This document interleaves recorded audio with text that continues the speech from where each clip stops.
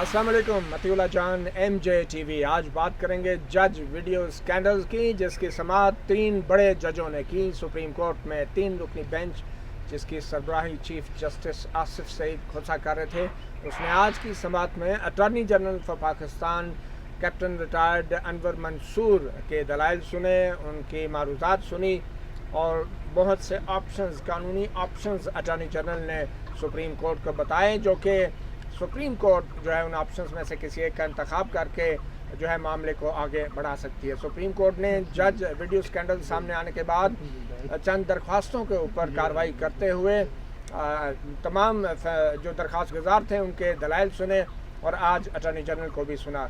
मगर आज की समाअत में जो चीज़ें वाज़ेह हो रही हैं वो यही कि सुप्रीम कोर्ट अब ये देख रही है कि हुकूमत पाकिस्तान ने या सरकारी इदारों ने अभी तक उन लोगों के ख़िलाफ़ क्या कार्रवाई की जिन लोगों ने यह वीडियो स्कैंडल मंजर आम पे लाया। और जहाँ तक जज का ताल्लुक़ है, जिसने मुबैना तौर पे दबाव में आके ब्लैकमेल होकर साबिक़ वज़ीर-ए-आज़म नवाज शरीफ को जेल की सज़ा सुनाई थी, अभी तक उस जज के ख़िलाफ़ कोई इंक्वायरी शुरू नहीं हुई। अटॉर्नी जनरल ने बताया कि आज मुख्तलिफ़ मुल्ज़मान के ख़िलाफ़ FIA में मुकदमा दर्ज हो चुका है, एक मुल्ज़म गिरफ़्तार भी हुआ है, 2 मुल्ज़म मुल्क से फ़रार हो चुके हैं, कुछ वीडियो की कॉपीज़ भी बरामद कर ली गई हैं और मज़ीद कार्रवाइयाँ भी जारी हैं। सुप्रीम कोर्ट की कार्रवाई के दौरान चीफ जस्टिस आसिफ सईद खोसा ने मुख्तलिफ़ मरहलों पर अटॉर्नी जनरल से ये पूछा कि आया असली वीडियो भी बरामद की गई है या नहीं, वो वीडियो जो कि प्रेस कॉन्फ्रेंस में जिसको मरियम नवाज सामने लेकर आई थी। यूँ लग रहा था कि सुप्रीम कोर्ट हुकूमत पाकिस्तान की मदद कर रही है उन मुल्ज़मान के ख़िलाफ़ कार्रवाई में जो मुल्ज़मान इस वीडियो स्कैंडल को सामने लाए थे। आज एक और बड़ा ऐलान जो किया चीफ जस्टिस ने आसिफ सईद खोसा ने, वो ये था कि सुप्रीम कोर्ट जज वीडियो स्कैंडल के सामने आने के बावजूद भी नवाज शरीफ की सज़ा ख़त्म नहीं करेगी और जो भी फ़ैसला होगा वो इस्लामाबाद हाई कोर्ट करेगी। उन अपीलों की समाअत पे करेगी जो नवाज शरीफ जो हैं उन्होंने अपीलें दायर कर रखी हैं अपनी सज़ाओं के ख़िलाफ़ इस्लामाबाद हाई कोर्ट में। इसी वाले से आज हम बात करेंगे। आज जो है हमने जो 3 रुकनी तज्ज़ियाकारों का बेंच बनाया है उसका तारफ़ कराता चलूँ। वहीद मुराद किसी तारफ़ के मोहताज नहीं, इंडिपेंडेंट उर्दू से इनका ताल्लुक़ है, सुप्रीम कोर्ट के बहुत सीनियर रिपोर्टर हैं और बहुत मशहूर ब्लॉगर हैं। असनाद मलिक एक बहुत ही ज़बरदस्त तज्ज़ियाकार, सुप्रीम कोर्ट पे गहरी नज़र रखते हैं और एक्सप्रेस ट्रिब्यून से इनका ताल्लुक़ है। और उनके साथ सबके जाने पहचाने जियो टेलीविज़न से आसिफ बशीर चौधरी साहब। आसिफ बशीर चौधरी साहब जो हैं वो बहुत ही सीनियर सहाफ़ी और सुप्रीम कोर्ट में बहुत उन्होंने रिपोर्टिंग भी की है। मैं अपने दोस्त से गुजारिश करूँगा ज़रा करीब रहें ताकि हमारे मेहमानों की आवाज़ें जो हैं वो भी आप तक पहुँच सकें। सबसे पहले तो वहीद मुराद साहब, मैं आपसे जानना चाहूँगा, आपको क्या लग रहा है कि सुप्रीम कोर्ट ये मुफाद आमा की इन दरख्वास्तों पर जो उसने एक्शन लिया है, क्या वो वीडियो स्कैंडल सामने लाने वालों के ख़िलाफ़ कार्रवाई की निगरानी कर रही है या कोई मुफाद आमा में ऐसा फ़ैसला देगी कि जिससे जज वीडियो स्कैंडल के जो मुतासरीन हैं या जिन मुल्ज़मान को सज़ा हुई, नवाज शरीफ को जेल में उन्होंने भेज दिया ब्लैकमेल के किसी वीडियो से, उनको भी कोई इंसाफ मिलेगा और अदलिया का वक़ार भी बहाल होगा? क्या लग रहा है आपको? इसमें तो 3 रुकनी जो बेंच है बज़ाहिर उसमें यही लग रहा है कि चीफ जस्टिस आसिफ सईद खोसा और उन्होंने बार बार ये कहा भी कि वो किसी ऐसी तरफ नहीं जाएंगे और उन्होंने आखिर में कहा कि वो अंधेरे में छलांग नहीं लगाएंगे और किसी के कहने पे नहीं जाएंगे। तो बुनियादी तौर पर जो मामला नज़र आ रहा है कि अब इस केस को उन्होंने छोड़ दिया FIA, क्योंकि 3 हफ्ते का टाइम दिया है, 3 हफ्ते में बहुत सी गर्द बैठ जाएगी, बहुत से मामला शायद सुलझ भी जाएँ। तो जो उनका कहना था कि मरियम नवाज़ का नाम लिए बगैर या उन लोगों जिन्होंने प्रेस कॉन्फ्रेंस की कि उन लोगों ने अभी तक क्या किया, इस प्रेस कॉन्फ्रेंस के बाद, इस वीडियो के बाद उन्होंने क्या किया, तो ये बुनियादी सवाल था उनका। तो अटॉर्नी जनरल ने कहा कि अभी तक उनकी तरफ से कोई दरख्वास्त हाई कोर्ट में नहीं आई। तो उन्होंने कहा ये सरप्राइजिंग है हमारे लिए कि हैरान कुन है कि वो लोग जो इसमें एग्रीव्ड पार्टी हैं वो खुद ही हाई कोर्ट नहीं गए। उनका मतलब ये है कि वो हाई कोर्ट जाएँ, वहाँ से रिलीफ लें जो लेना है। आज की पूरी समाज का यही जो लुबे लुबाब था कि और दूसरा उसमें एक और नुकता था कि अटॉर्नी जनरल से उन्होंने कहा कि आपने जो वीडियो प्रेस कॉन्फ्रेंस में दिखाई कि क्या वो रिकवर की FIA ने, क्या उस पर कोई मुकदमा दर्ज हुआ या उस पर कोई कार्रवाई हुई? तो उन्होंने कहा अभी तक वो नहीं की। मुल्ज़म से तो बेसिकली 2 वीडियोस का मामला था, लेकिन पहली वीडियो जिसका जज अरशद मलिक मुबैना तौर पर जिसकी वजह से ब्लैकमेल किए गए वो तो सामने आ गई। वो मुलज़म मियां तारिक महमूद से उन्हें रिकवर कर ली, ये कहना था अटॉर्नी जनरल का कि FIA ने ये कर लिया है। लेकिन जहाँ तक दूसरी वीडियो का ताल्लुक है जो प्रेस कॉन्फ्रेंस में दिखाई गई जज की, जिसमें उन्होंने मुबैना तौर पर इतराफ़ किया कि उन्होंने दबाव में आके फ़ैसला दिया, वो अभी तक रिकवर नहीं हुई या अभी तक सामने नहीं लाई गई।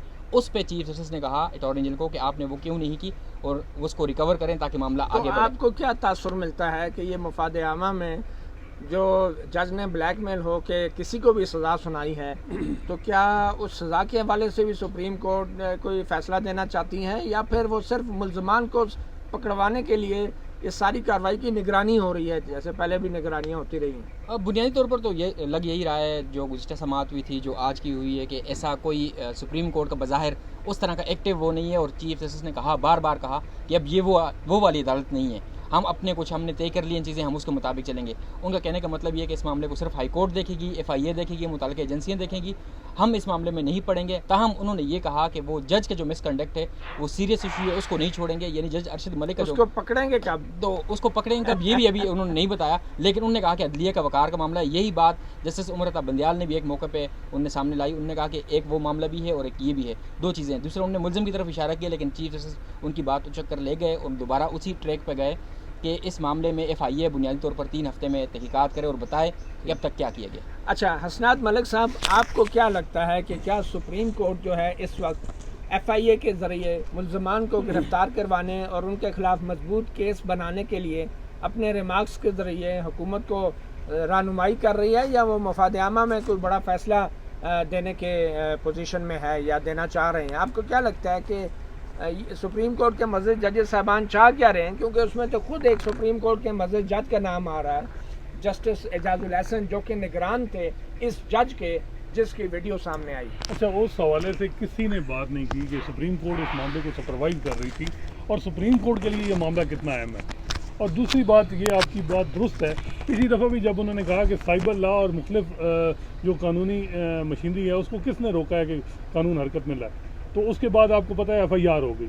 आज उन्होंने कहा कि ओरिजिनल जो है जो वीडियो थी वो रिकवर हुई या नहीं, उसके लिए क्या एफर्ट हुई, तो उन्होंने कहा जी कोशिश जारी है। तो इसका मतलब है मज़ीद हरासा किया जाएगा, वो मामलात हो जाएंगे। तो ये बड़ी अफसोसनाक बात है मतीउल्लाह जान साहब। और जो असल चीज़ है, चैलेंज है सुप्रीम कोर्ट के लिए, वो हम बार बार कहते हैं, वो पॉलिटिकल पार्टीज़ की मिसट्रस्ट, यानी ये मीन कि जो PMLN है उसका जो मिसट्रस्ट है ख़ासकर सुप्रीम कोर्ट के वक्त, ये असल चैलेंज है और इसको देखना है। क्योंकि हमने देखा है कि यहाँ जो एक एलिगेशन है, जो पटिशन आई है एक साइड पे, जो पर्टिकुलर माइंड सेट के पटिशनर आए हैं और जिस किस्म के वो गुमनाम और जिस तरीके से उनकी क्या बोनाफाइडी है या उनके एलिगेशन को तो सिर्फ उसके लिए तो ऑप्शन देखे जा रहे हैं। लेकिन जो PMLN या नून लीग जो एलिगेशन लगा रही है, क्या उनको आपने नोटिस किए? अगर वो नहीं पेश हो रहा है तो उसकी वजह क्या है? ये मैं आपको मतीउल्लाह जान साहब, मेन वजह जो हमें ऑफ द रिकॉर्ड या मुख्तलिफ जो लीगल टीम है या इस तरह नून लीग के वकला हैं, वो जो सीनियर लीडर हैं वो बताते हैं कि जी नून लीग इस साल जो 2019 में इंटरेस्टेड ही नहीं है कि अपीलों या इन मामलात को परस्यू करे। क्योंकि वो उनको मिसट्रस्ट है। ये असल चीज़ जो बार बार सुप्रीम कोर्ट पे जो चैलेंज है वो है कि जो अपोजिशन या पॉलिटिकल पार्टीज का मिसट्रस्ट है कि तो 2019 के बाद क्या होगा? अब वो चीज़ें अब उनके सामने है कि दिसंबर के बाद हम इस चीज़ को परस्यू करेंगे। क्यों? क्या अब ये उनके किसी जज के रिटायर होने का इंतजार कर रहे हैं? अब ज़ाहिरन तो यही लग रहा है कि जी अगस्त में जैसे शेख अजमत सईद और दिसंबर में जैसे आसिफ सईद खोसा साहब ने रिटायर होना है और ये दोनों पनामा जो बेंच था उसके मेंबर थे और उसके बाद जो अपीलों में भी खोसा साहब ने फैसला किया, तो लग ये रहा है कि नून लीग चाह रही है, क्योंकि इस मामले को एक दफ़ा उसने उठाया तो फिर क्यों वो एक प्रॉपर टाइम नहीं उनके लिए, जो कुछ उनके एक सेक्शन है वो बता रहा है ये प्रॉपर टाइम है कि नहीं है कि इस चीज़ को एडजुडिकेट किया जाए और कोर्ट ऑफ लॉ में ये चीज़ें प्रेजेंट की जाए। मगर चीफ जस्टिस ने ये सवाल भी उठाया कि मरियम नवाज़ ने प्रेस कॉन्फ्रेंस तो कर दी, मगर फिर वही वीडियो लेके मरियम नवाज़ या नून लीग का कोई शख्स इस्लामाबाद हाई कोर्ट में क्यों नहीं गया? तो आपके ख्याल में इस्लामाबाद हाई कोर्ट में क्यों नहीं जा रहे? मेरा ख्याल है मैंने आपको यही बात बताई है कि नून लीग दिसंबर तक इस मामले को चाह रही है कि प्रोलॉन्ग करे। और देखें ये अपीलें कब से हैं, अब नून लीग के साल नज़र आपको देखा होगा कि इसके हवाले से मेडिकल ग्राउंड पे तो उन्होंने मेरिट पे अभी तक उन्होंने इस चीज़ को नहीं देख गया। उनकी लीगल स्ट्रेटजी ये है कि ये जो 2019 का जो साल है इसको गुजरने दें, उसके बाद शायद कोई हालात चेंज हो। अच्छा, ये उनका बताएं कि एक तरफ तो चीफ जस्टिस कहते हैं कि अगर नून लीग चाहे तो इस्लामाबाद हाई कोर्ट से फैसला ले सकती है, हम तो इस मामले में कुछ नहीं मुदाखलत करेंगे, अपीलों का फैसला इस्लामाबाद हाई कोर्ट ने करना है। मगर दूसरी तरफ इस्लामाबाद हाई कोर्ट ने कौन सी तारीख मुकर्रर की है मेन अपीलों की, कितने अरसे बाद की तारीख मुकर्रर की है, और क्या चीफ जस्टिस जो है उन अपीलों का फैसला जल्द कराने के लिए कोई हिदायत दे सकते हैं? मेरा ख्याल है कि वो इस हवाले से एक तो ये देखना है कि क्या जो अग्रीव्ड हैं वो चाह रहे हैं कि नहीं है, उनका जो वो क्या चाह रहे हैं, वो ये चाह रहे हैं कि दिसंबर तक इस मामले को ताखीर हो। और वजह क्या है, यही मैं कह रहा हूँ कि ये सुप्रीम कोर्ट के लिए बड़ा चैलेंज है। और जस्टिस उमर अताब बंदयाल ने उन्होंने कहा कि मैं अपने ब्याह पे कह रहा हूँ कि हमने ये एस्टेब्लिश नहीं करना कि एक साइड के एलिगेशन ठीक है, नहीं, हमने दोनों साइड के जो एलिगेशन है उनको देखना है। लेकिन जस्टिस उमर अताब बंदयाल देखा गया है उनकी जो रिमार्क्स थे उनको एंडोर्समेंट शायद मेरा ख्याल है दूसरे बेंच तरफ से नहीं मिली, क्योंकि दूसरी तरफ दोनों जज जो हैं वो पनामा बेंच से, एक उनका एक बैकग्राउंड है, एक हिस्ट्री है जिसका तहफ़्फ़ुज़ करना भी बड़ा ज़रूरी है। तो आसिफ बसीर चौधरी साहब, आप भी माशाल्लाह से आज की समाअत में मौजूद रहे, आपको क्या महसूस हुआ कि सुप्रीम कोर्ट जो है इस तमाम मामले को मुल्ज़मान के ख़िलाफ़ FIA की कार्रवाइयों को मजबूत बनाने की सिमत में लेके जा रही है, या कोई ओवरऑल जो है आइन और कानून के मफाद में कोई फ़ैसला देने के पोजीशन में है? बिस्मिल्लाहिर्रहमानिर्रहीम। मती भाई, आप के सवाल का जवाब जो है, आपके सवाल के जवाब में मैं सबसे पहले तो बतौर पाकिस्तानी शहरी ये कहूँगा कि मेरा ट्रस्ट ब्रीच हो गया है सुपीरियर जुडिशरी के ऊपर। उसकी वजह ये है कि आप देखें कि ये सुपीरियर जुडिशरी ना सिर्फ आइन की ज़ामिन है बल्कि इंसानी हकूक़ की भी ज़ामिन है। मैं देखता हूँ कि एक इतना आला सतह का केस है, इतनी जुडिशरी के ऊपर सवाल लग रहे हैं, चीफ जस्टिस पाकिस्तान FIA को कह रहे हैं कि आप इंक्वायरी करें और अभी मज़ीद 2 हफ्ते करें। सारे पाकिस्तान ने मियां तारिक का वो बयान सुना कि मुझे FIA से पहले कुछ और लोग उठा कर ले गए थे, 4 दिन तक मुझे नहीं मालूम कि मैं किसकी कस्टडी में था। उस 4 दिन में मेरे ऊपर जो तशद्दुद हुआ, मैं चल नहीं सकता। उस बंदे ने जो कोर्ट के अंदर बातें की हैं उसके ऊपर आज ऐसे आंखें बंद की हुई थी सुपीरियर जुडिशरी के जजेस ने, जैसे उन्होंने कुछ सुना ही नहीं, कुछ देखा ही नहीं। तो मेलाफाइडी इंटेंशंस की इससे बड़ी एग्जांपल क्या हो सकती है कि तारिक जो बंदा है कितने सीरियस। सबसे पहले तो आप ये देखें कि जुडिशरी के ऊपर इल्ज़ाम है कि जुडिशरी की वीडियो बनाई गई है, और हमारी पाकिस्तान की सुपीरियर जुडिशरी कहती है कि FIA इसकी तहकीकात करेगा।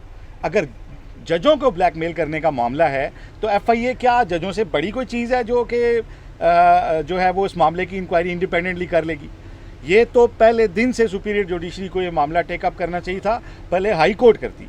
हाई कोर्ट कह रही है कि मेरे पास कोई दरख्वास्त लाएगा, वीडियो जो मर्जी रिलीज़ कर दी जाए, हमारे पास दरख्वास्त नहीं आती तो हम इस पर कोई एक्शन नहीं लेंगे। और आज आपने देखा कि अटॉर्नी जनरल ने कहा जी कि 184(3) में आप ये मामला नहीं सुन सकते, दूसरे फोरम्स जो हैं वो मौजूद हैं, वो मुतासिर हो जाएंगे। ये बात कही अटॉर्नी जनरल ने, और एक मौके पे उन्होंने दबे लफ्ज़ों में कहा भी तो, लेकिन चीफ जस्टिस दूसरी तरफ लेके उन्होंने कहा जी देखें हाई कोर्ट ने भी जज को जो है बगैर एक प्रॉपर इंक्वायरी के हटा दिया। तो गो के अटॉर्नी जनरल कह रहे थे कि मैं आज हुकूमत की नुमाइंदगी नहीं कर रहा, लेकिन वो जो नुमाइंदगी कर रहे थे वो सबको पता चल रहा था कि वो किसकी नुमाइंदगी कर रहे हैं, नज़र आ रहे। तो मैं ये समझता हूँ कि इस अदालती कार्रवाई के ऊपर कोई बहस करना एक जो है ना लस्सी के अंदर मदानी चलाने वाली बात है, पानी में मदानी, इसमें पानी में मदानी चलाने वाली बात है। और ऐसी लस्सी में जिससे पहले मक्खन निकाल लिया गया हो उसके अंदर मदानी चलाने वाली बात है।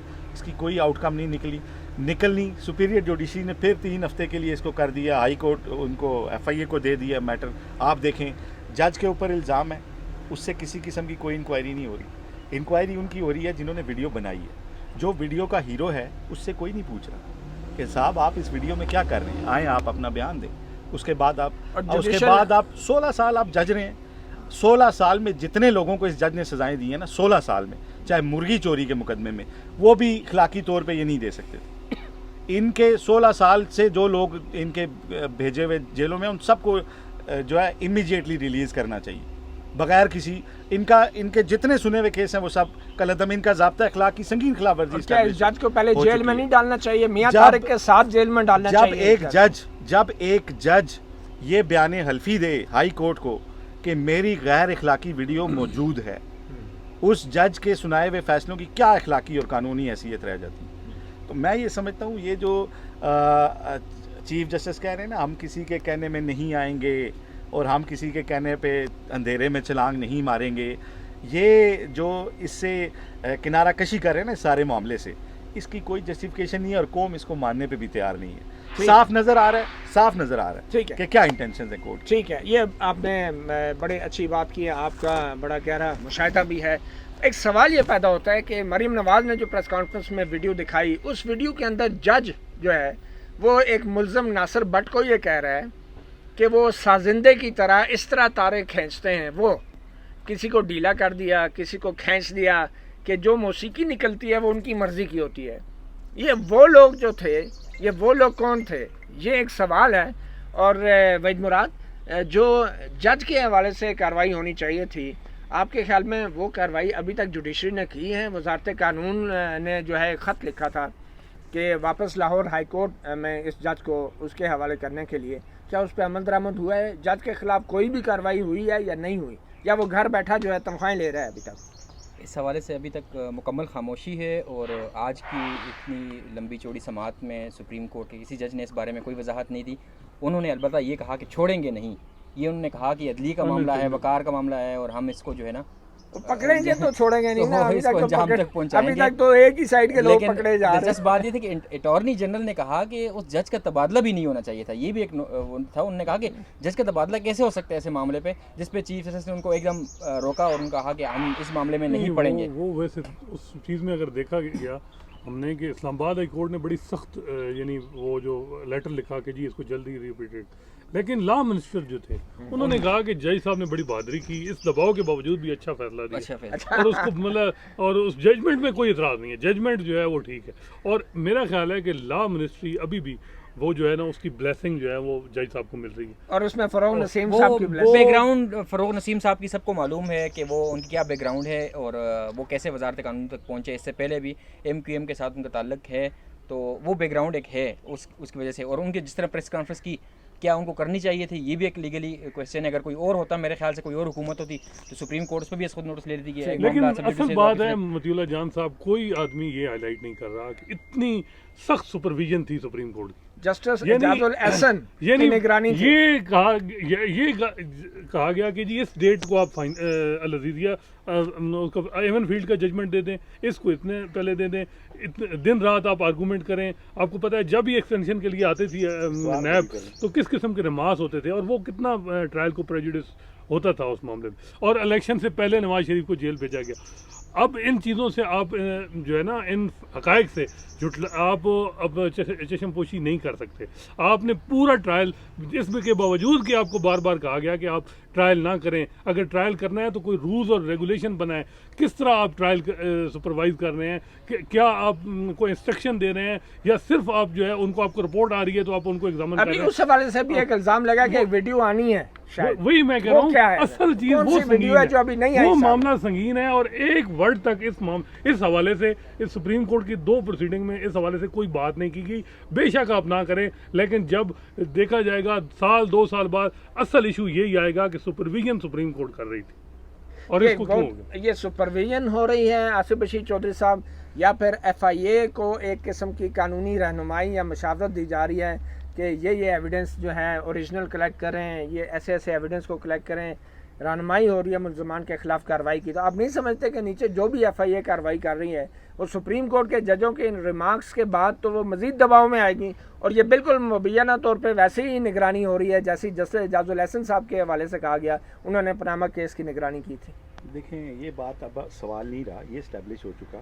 ये कैसे हो सकता है मामले पे सुप्रीम कोर्ट ने नोटिस लिया हो और FIA अपना पर्चा दे 16 तारीख को जब इस केस की हेयरिंग हुई है, उसके बाद FIR उन्हीं रिमार्क्स की रोशनी में जब उन्होंने बार बार कहा, जब उन्होंने कहा कि इसमें मुतलका फोरम क्या है, उस पर क्या कार्रवाई हुई, उसके बाद ये FIR काटी गई है।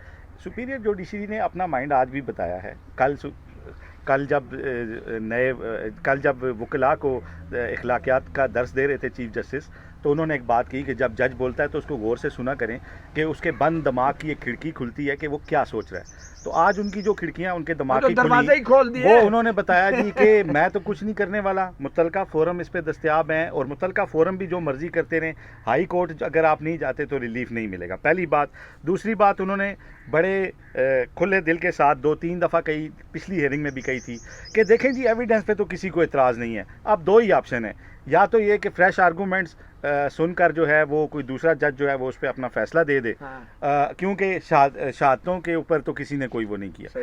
तो मैं उनकी जो खिड़की खुली है दिमाग की उससे ये समझाऊँ कि वो समझते हैं कि इस पे कोई आर्गूमेंट्स दे के किसी दूसरे जज को लगा के इसमें जो है ना सरसरी सी समात के बाद तकरीबन सेम ही फैसला जो है वो दोबारा आ जाए, कोई रीट्रायल कोई उसकी ज़रूरत ना पड़े और जज साहब को जो है वो इसमें फ़िक्स कर दिया जाए और इस मामले को निपटा दिया। जी बहुत शुक्रिया आसिफ रशीद चौधरी साहब, असनात मलिक साहब और वहीद मुराद, मतीउल्लाह जान MJ TV से।